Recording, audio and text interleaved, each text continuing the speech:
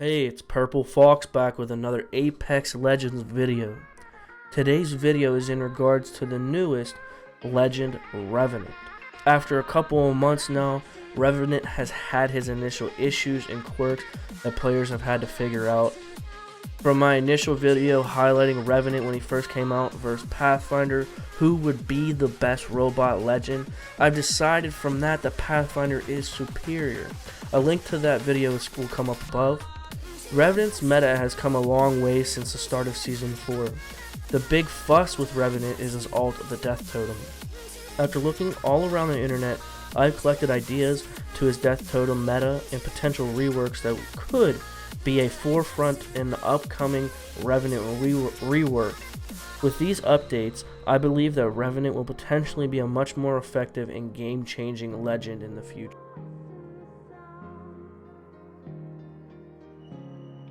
Starting with the reworks of Revenant and his ultimate, the Death Totem. The Death Totem is an innovative idea that Respawn has brought to the game. As of right now, the Death Totem has a charge time of 180 seconds, takes 1 second to deploy, and is active for 30 seconds and has 100 hit points along with it. A friendly and or enemy legend can enter the shadows by using the Death Totem whenever it is placed. When a legend is in the shadows and the player cannot be healed, it only takes damage to the flesh. It does not take damage to shield whenever the shadow is active on the legend. When a legend is killed in the shadows, the player will then return to the Death Totem with 1 hit point and all the shield that they originally had.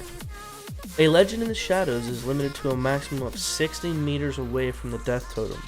Now this is a major limitation to the Revenant's ability that many players have made it aware that this is an issue. Many of times in situations I have either ran out of the radius unknowingly, which then cancels out you being in shadow, or the radius is just too short where I can't push the people that I want to push. I can't make that engagement that I want to push by using the totem. This limits the engagement of the Death Totem and is not in the exact spot that it needs to be to reach the other legends. You simply are cut short. To place a totem in the right spot, it's just very difficult to then measure out, well, how far is 60 meters to the engagement, especially when the other legends aren't just standing still. There were 2 rework ideas that could potentially be coming to Apex soon because of this. First one is that these reworks would include eliminating the radius altogether.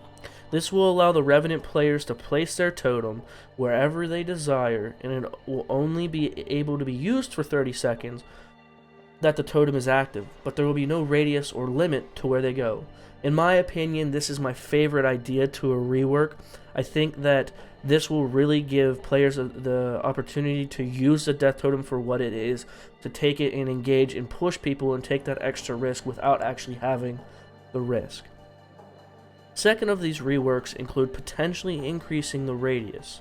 Now this is also an issue because it still has the same original issue of the prior before the rework, because as mentioned, there's a limitation to how far you can go for it to stay active in the shadows, which again, if they make it 100 meters away, it's still hard to determine how far really is 100 meters. Will you be able to reach the other team? Now this will allow for 100 meters. The expansion will allow for a better guess basically of when to put the totem down, but it still does not resolve the issue or limitation of being restricted based off of distance.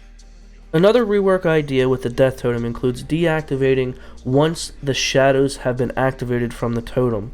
By canceling your activation, I believe that the shadows will forfeit the health that you lost from the prior fight, so if you took any damage from the fight, and you will automatically be able to heal. You'll be back to normal. You won't have any of the limitations when you're in the shadow where you can't heal.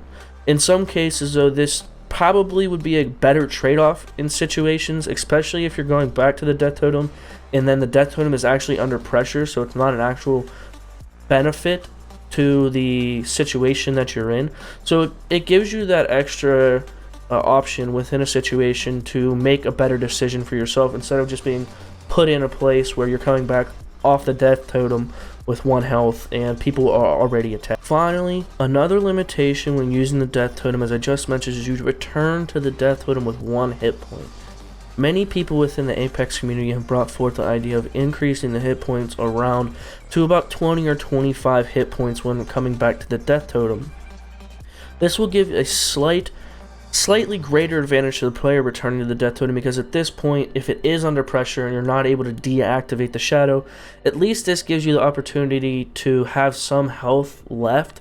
Most of the time that you're using blue armor or potentially common armor. Short purple armor is the largest that you can have for hit points, but it still limits you when you only have 4 slots for shields and then 1 HP at that point. So it does limit you in that factor returning to the Death Totem.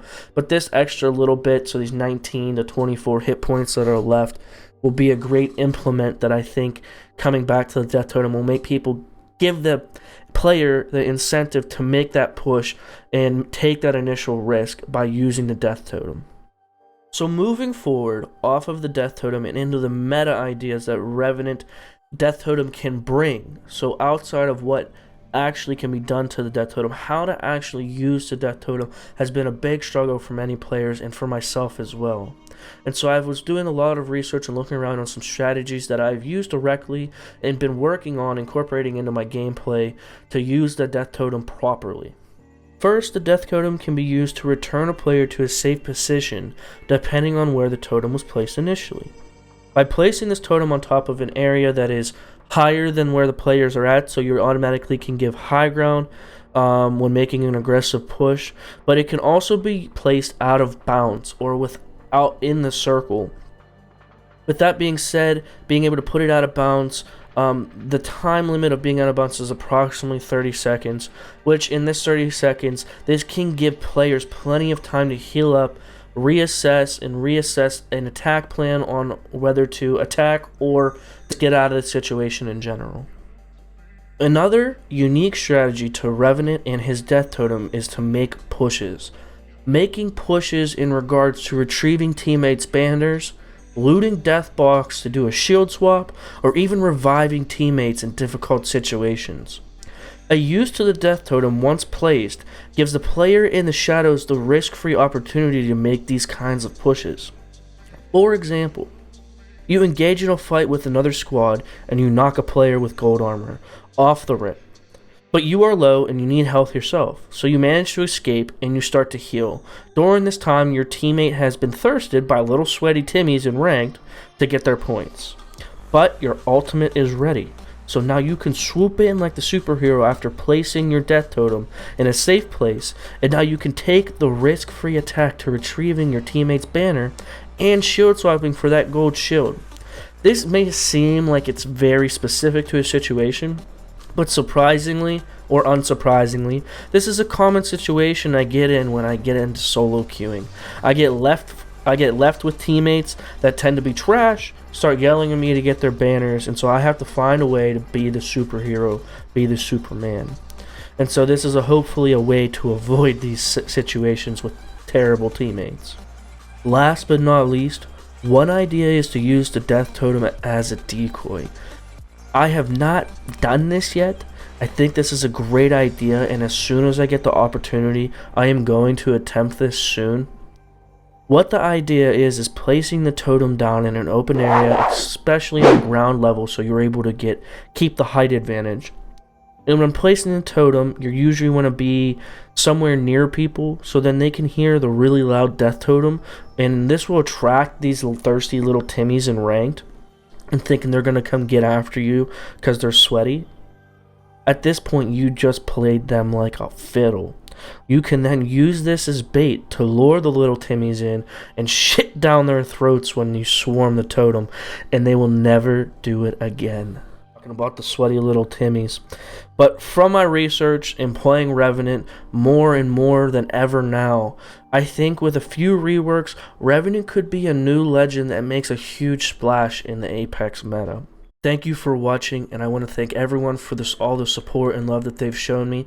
We're doing a 400 follower push on Twitch, so please be sure to follow me at Twitch at PRPLXFox on all social medias, Twitter, Instagram, Twitch, and obviously here on YouTube. And be sure to check out past videos of me talking about Revenant Season 4 meta, a little bit of Siege, and be sure to like and comment on this video and subscribe for future content. Just giving my shield a recharge. Go here, now. Contact, over there.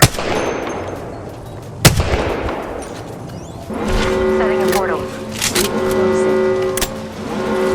We're all outside the ring. Can't kill if you're already enemy over there. Somebody up.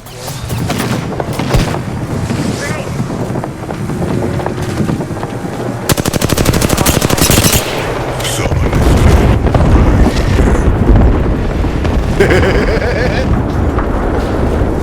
The portal I sent Buddy through.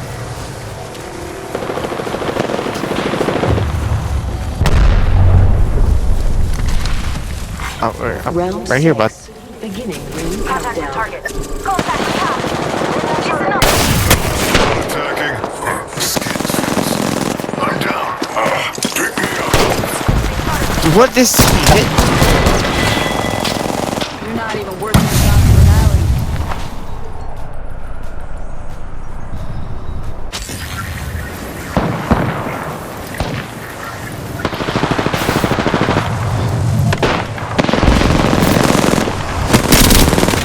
Fuck you.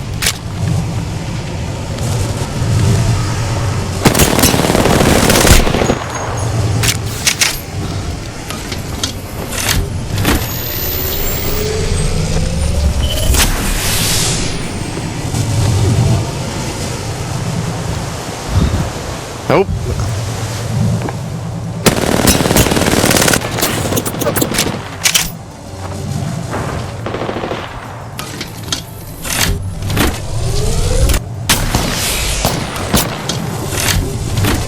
Bob and weave. Bob and weave. Why?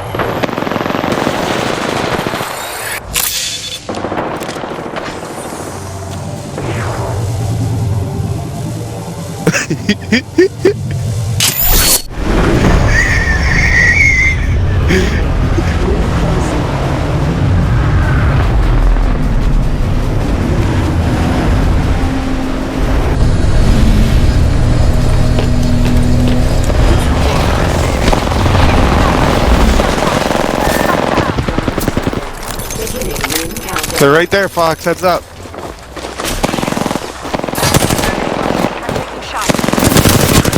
Knocked one.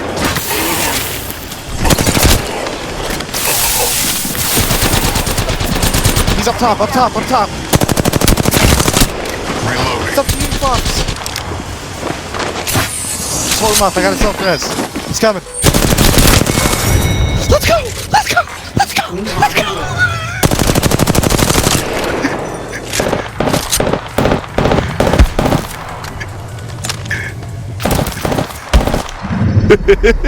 You are the Apex Champions.